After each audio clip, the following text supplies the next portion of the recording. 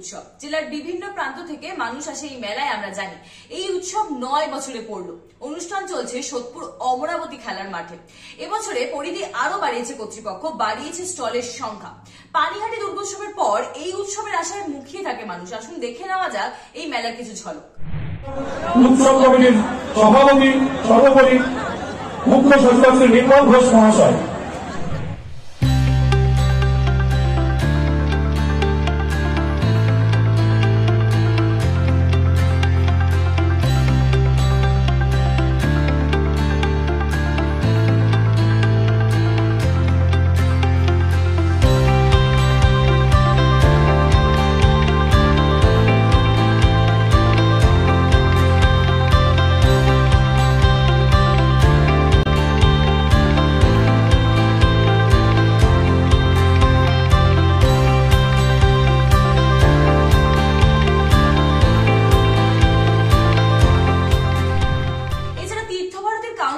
রেখা রায়ের থেকে আমরা জেনে নেব এই অনুষ্ঠান সম্পর্কে। এই মেলা সম্বন্ধে আপনি কিছু একটা বলুন। নবম পানিহাটি উৎসব ও বইমেলার পক্ষ থেকে আপনাদের চ্যানেলকে অনেক অনেক শুভকামনা, শুভেচ্ছা। আপনাদের সবাইকে আমন্ত্রণ জানাচ্ছি। আমাদের 20 তারিখে শুরু হয়েছে, এটা নবম বর্ষ।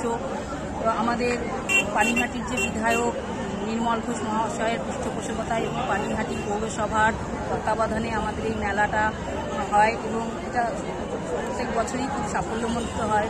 পশ্চিমবঙ্গে যতগুলো মেলা আছে তার মধ্যে প্রথম বলবো না, কিন্তু এটা একটা জায়গা করে নিয়েছে। এখানে আমাদের সমস্ত মন্ত্রীরা, এমএলএ, আজকেই আমাদের সাংসদ এসেছিলেন, সবাই এসে উৎসাহদান করে যান এবং এই মেলার প্রশংসা করে যান।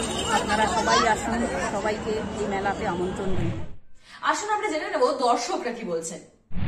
পানিহাটি মেলা অনেক বছর ধরেই হচ্ছে, শুনেছি। আজকে যেহেতু ইমন আসছে, ইমন আমার খুব পছন্দের একজন গায়ক, তাই না আসছি। তাছাড়া এখানে ফুড স্টল বা এগুলো খুব খুবই সুন্দর, তার জন্য আর কি ঘুরতে আসা।